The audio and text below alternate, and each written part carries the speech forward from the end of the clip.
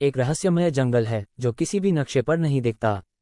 कहा जाता है कि यह जंगल आत्माओं को अपनी ओर आकर्षित करता है, जैसे पतंगे रोशनी की ओर खींचे जाते हैं। वहां कौन सा राज छुपा है, कोई नहीं जानता। जो भी वहां गया वापस नहीं लौटा। फिल्म की कहानी एक रहस्यमय जंगल से शुरू होती है, जहां एक आदमी निकलने की कोशिश कर रहा था। दिशा समझना मुश्किल था, इसलिए वह सूरज को देखते हुए आगे बढ़ रहा था, मगर शाम होने को थी। जंगल में कई जगह पॉइंट ऑफ नॉर्डन के साइन बोर्ड लगे थे, और सूरज डूबने के बाद भी वह आदमी आगे बढ़ता रहा। मगर उसकी परेशानी उसके चेहरे पर साफ नजर आ रही थी। भागते भागते वो फिर से उसी साइन के करीब पहुंच जाता है जिससे वो अभी गुजरा था।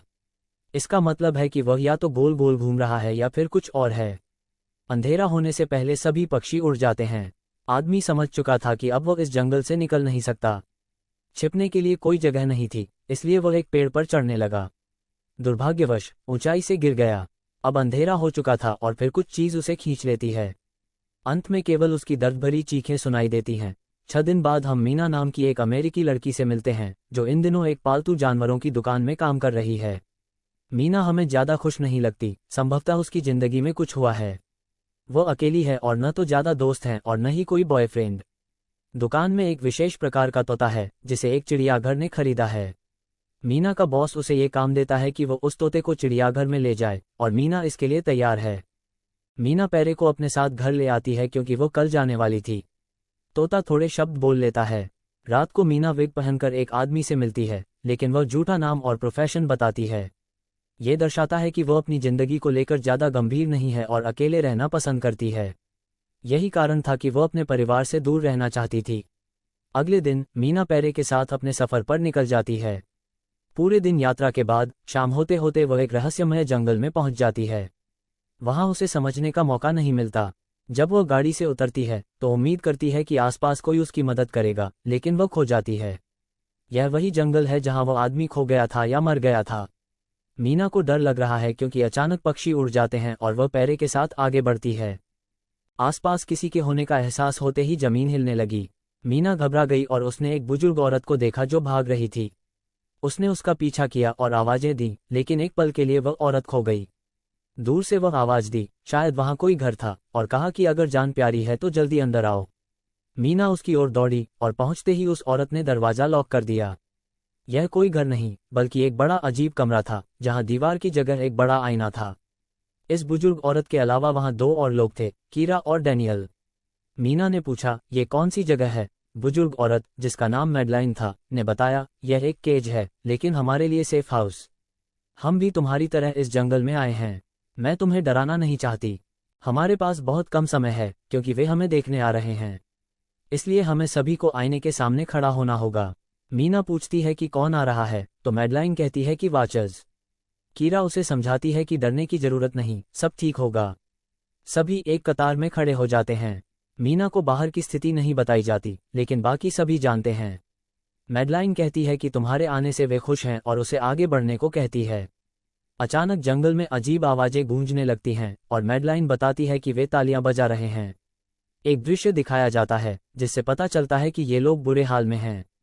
मैडलाइन उन्हें वाचर्स कहती है, लेकिन वे नहीं दिखाए जाते और मीना ने भी उन्हें नहीं देखा। रात गुजर रही है और ये लोग एकदम बाहर नहीं आ सकते क्योंकि वाचर्स केवल रात के अंधेरे में निकलते हैं। मीना वहां से जाने लगती है, लेकिन तीरा उसे रोकती है और कहती है कि यह अच्छा आइडिया नहीं है कि वह जंगल में जाए। हमें रात होने से पहले वापस लौटना होगा। मीना उनकी एक नहीं सुनती और अपने पेरेट के साथ वहां से जाने लगती है, मगर उसे पॉइंट ऑफ नो रिटर्न में साइन नजर आए। चलते चलते वो सूरज की दिशा में भागने लगी, लेकिन जंगल से बाहर नहीं निकल पाई और मजबूरन एक डेड एंड पर पहुंच गई। उसे वापस लौटना पड़ा। मैडलाइन ने उसे हिम्मत दी कि वह अकेली नहीं है। सभी ने यहां से निकलने की कोशिश की है, लेकिन कोई रास्ता नहीं है।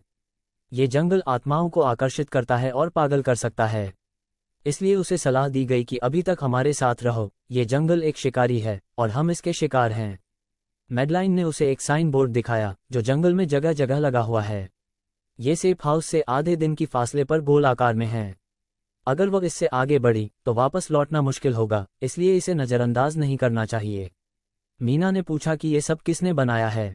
मैडलाइन ने बताया कि कीरा इसे द प्रोफेसर कहती है और यही इसे बनाया है। इसके बाद मीना वहीं रुक गई। दूसरी रात भी वही सब हुआ। पोचर्स उन्हें देखने आए। कीरा उनके सामने डांस करती है और कहती है कि यह उन्हें पसंद है। यह वन वे मिरर था जिसमें केवल खुद को ही देखने का एहसास था। यह जरूरी नहीं था कि हर रात इन्हें आईने के सामने खड़ा होना पड़े, वे जो चाहें कर सकते थे।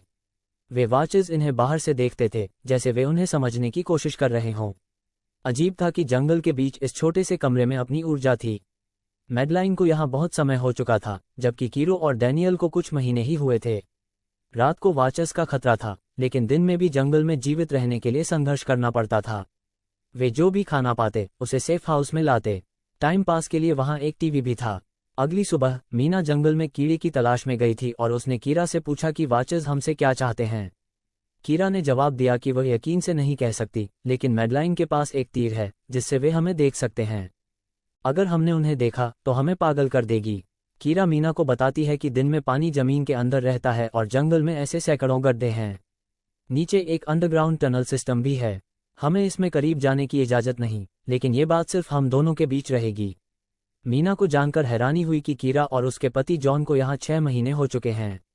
जॉन रास्ता ढूंढने निकला है जिसे 6 दिन हो चुके हैं, और कीरा को उम्मीद है कि वो मदद लाएगा।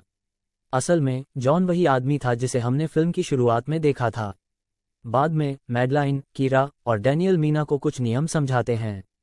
पहला, रात में आईने को नहीं दिखाना। दूसरा, अंधेरे में दरवाजा नहीं खोलना। तीसरा, गड्ढों के करीब नहीं जाना और हमेशा रोशनी में रहना होगा।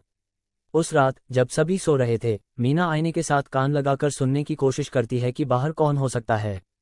जब उसे कोई आवाज नहीं सुनाई दी तो उसने एक नियम तोड़ दिया और पीठ दिखा दी, जिससे वॉचेस भड़क गए।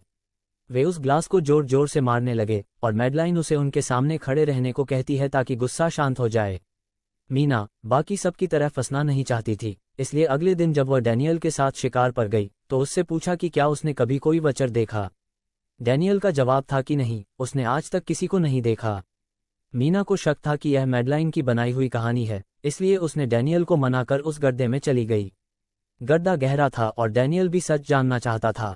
नीचे उसे कई सामान मिले जो वहां फंसे लोगों का था, जैसे एक कैमरा, एक साइकिल और कुछ अन्य चीजें। रस्सी के सहारे मीना और डैनियल कुछ सामान ऊपर लाते हैं, लेकिन फिर मीना को अंधेरे में कुछ दिखता है जो रोशनी में नहीं आ सकता था। ये सामान लेकर वे मैडलाइन के पास जाते हैं, लेकिन उसे यह नहीं बताते कि मीना नीचे गई थी। वे कहते हैं कि यह सामान उन्हें जंगल में मिला।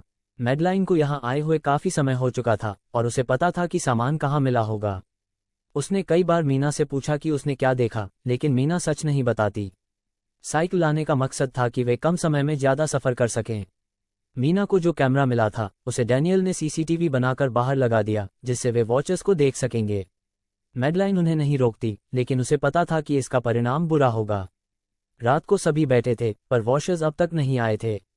दरवाजे पर दस्तक हुई, लेकिन बाहर की तस्वीर नहीं दिख रही थी। ऐसा पहले कभी नहीं हुआ था। फिर एक आवाज आई जो जॉन की थी। कीरा ने अपने पति की आवाज सुनकर दरवाजा खोलना चाहा, लेकिन मैडलाइन ने उसे रोक दिया, कहकर कि यह जॉन नहीं हो सकता। बहुत परेशान होकर मैडलाइन ने कहा कि उसे जॉन से ऐसा सवाल करना होगा जो सिर्फ उन्हें मालूम हो। कीरा एक किताब के बारे में पूछती है। जॉन को पता होना चाहिए था, लेकिन वह सही जवाब नहीं दे पाया, जिससे यह साबित हो गया कि वह असली जॉन नहीं था, हालांकि वह उसकी तरह दिखता और बोलता था। उसने कैमरा तोड़ दिया, जिससे वॉचेस गुस्से में आकर ग्लास तोड़ने लगे, जिससे सब लोग घबरा गए। सौभाग्य से वे अंदर नहीं आए। अगले दिन मीना और डैनियल को मैडलाइन को सच बताने के लिए मजबूर होना पड़ा, जिससे वह बहुत निराश हुई कि उन्होंने नियम तोड़ा। खैर, उन्होंने सभी सामान को फिर से उस गड्ढे में फेंक दिया और मीना को अनिच्छा से वहीं रहना पड़ा। समय बीत गया और सर्दियां आ गईं। वे अभी तक वहां बसे हुए थे, दिन में जंगल में खाना खोजने जाते और रात को सेब हाउस में लौटते। मीना ने एक नक्शा भी बनाया था, जिससे शायद उसे कोई रास्ता मिले। यहाँ हमें मीना का अतीत दिखाया जाता है कि क्यों वह अपने परिवार से नहीं मिलती। असल में उसके परिवार में सिर्फ उसकी बहन थी जिसने शादी कर ली। मीना की छोटी उम्र में एक गलती की वजह से उसकी मां का कार एक्सीडेंट हुआ, जिसमें उसकी मौत हो गई। इस पछतावे से वो 15 साल तक बाहर नहीं निकली और हमेशा दुखी रही। कीरा अब उम्मीद खो चुकी थी और उसे समझ आ गया था कि उसका पति मर गया है। एक दिन वो उस गड्ढे के पास जाकर आत्महत्या करने की कोशिश करती है, लेकिन मीना उसे रोक लेती है। उस दिन मैडलाइन और डैनियल का झगड़ा हुआ। सर्दियों में सही खाना नहीं मिलने के कारण उनकी मानसिक स्थिति खराब हो गई, जिससे डैनियल सेफ हाउस में चला गया और मैडलाइन व मीना को बाहर छोड़ दिया। जल्द ही शाम होने वाली थी। वे डैनियल से अंदर आने की विनती करते हैं, लेकिन वह दरवाजा नहीं खोलता। मजबूरन मैडलाइन और मीना को एक कटे पेड़ के नीचे छिपना पड़ा और जैसे ही अंधेरा हुआ, वॉचेस इस तरफ आने लगे। पहली बार मीना और हम ऑडियंस इन क्रिएचर की हल्की सी झलक पाते हैं। ये लंबे, तेज और खतरनाक होते हैं। जब उन्हें पता चलता है कि मीना और मैडलाइन नहीं हैं, तो वे गुस्से में जंगल में उनकी तलाश करने लगते हैं। मीना और मैडलाइन को मौका मिल जाता है और वे दरवाजे के करीब जाकर डैनियल को किसी तरह मना लेती हैं। वो दरवाजा खोलता है और वे तुरंत अंदर आ जाती हैं। मैडलाइन को डैनियल पर बहुत गुस्सा था, लेकिन उन्होंने कई नियम तोड़े, इसलिए शायद अब बच नहीं पाएंगी। मैडलाइन सभी से कहती है, मैंने एक बात आपसे छुपाई थी। मैं इस जंगल में किसी कारण से नहीं आई, बल्कि पुरानी मिथक पर अध्ययन करते हुए यहाँ पहुंची थी। मैं एक ऐसी पेशी की तलाश में थी जो कहानियों में मिलती है। कुछ लोग इन्हें चेंजलिंग और कुछ फेरीज कहते हैं। यहाँ आकर मैंने जाना कि ये तो असल में राक्षस हैं।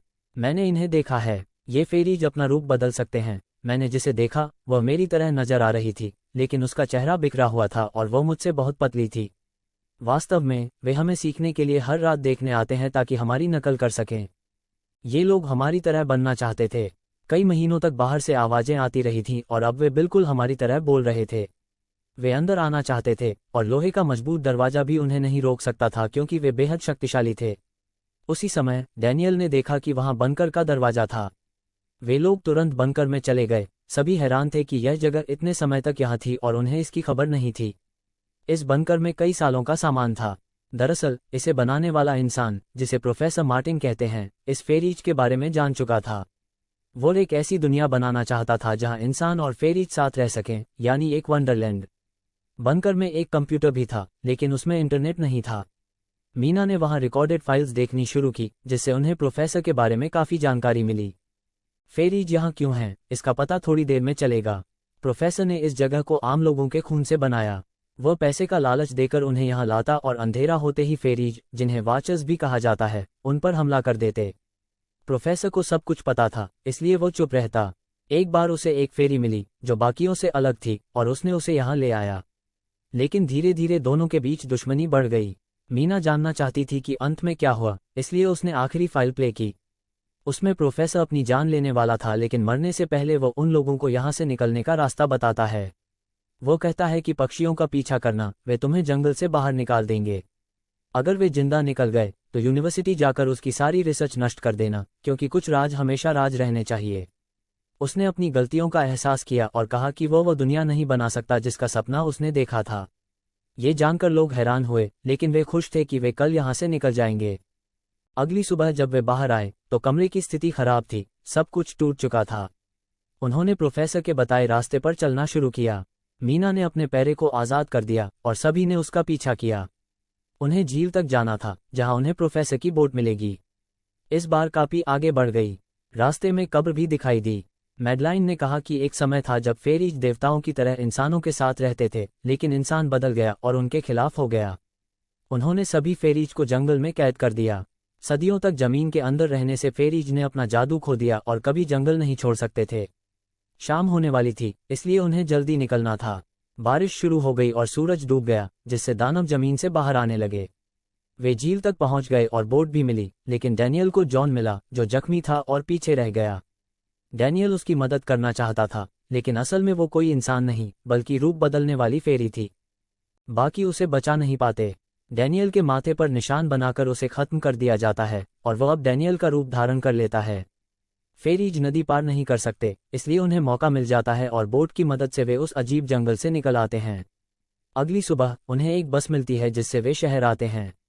कुछ दिन बाद मीना उस यूनिवर्सिटी में जाती है जहां प्रोफेसर की सारी रिसर्च थी। उसने कहा था कि उसे नष्ट करना चाहिए ताकि कोई उस जंगल में न आए।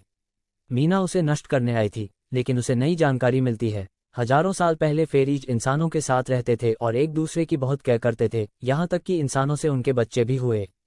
इसके अलावा वहाँ कुछ तस्वीरें मिली जिनमें प्रोफेसर की पत्नी असल में मैडलाइन थी। इस जानकारी के साथ वह कीड़ा से मिलने आती है और पता चलता है कि प्रोफेसर की पत्नी मैडलाइन लंग कैंसर से बहुत पहले ही मर चुकी थी। फिर प्रोफेसर को रूप बदलने वाले फेरीज के बारे में पता चला और उसने अपनी पत्नी के साथ रहने के लिए सब कुछ तैयार किया।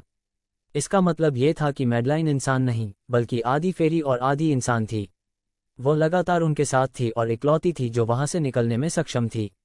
उसी समय पता चला कि जिस कीड़ा से मीना बात कर रही थी असल में वही मैडलाइन थी जिसने कीड़ा का रूप धारण किया था। जब असली कीड़ा आई तो मैडलाइन ने उसे बेहोश कर दिया। अब वो मीना को भी मारने वाली थी ताकि उसका राज कायम रहे। मैडलाइन ने बताया कि उस जंगल में उसे सब अजीब कहते थे क्योंकि वो दिन में भी बाहर आ सकती थी। उसका अलग होना वहाँ के लोगों को पसंद नहीं आया और उन्होंने उसे निकाल दिया। लेकिन मीना ने उसे बताया कि वो अलग नहीं बल्कि खास है, यानी हाफ ब्रीड। मैडलाइन को यह नहीं पता था कि अतीत में कुछ फेरी से इंसानों के बच्चे भी हुए थे। मीना ने उसे समझाया कि वह इस बारे में किसी को नहीं बताएगी और शायद उसके जैसे और भी फेरीज दुनिया में हैं। मैडलाइन का जादू लौट आया, लेकिन वह मीना को जिंदा छोड़ देती है और वहां से उड़ जाती है। कुछ हफ्तों बाद की कहानी में मीना अपनी बहन के पास आए हैं क्योंकि जंगल के उस हादसे ने उसे बदल दिया है। वो मैडलाइन के बारे में बताती है, मुझे लगता है जैसे वो मेरा पीछा कर रही है। मैं अक्सर उसे एक छोटी बच्ची के रूप में देखती हूँ। शायद उसे अपनी प्रजाति में कोई और नहीं मिला, ये दोनों ट्विन हैं। मीना की बहन उसे हौसला देती है कि सब ठीक हो जाएगा। अंत में हमें एक बच्ची दिखाई जाती है जो वास्तव में फेरी मैडलाइन है, जो इस रूप में दुनिया में घूम रही है। इसी के साथ फिल्म का अंत होता है।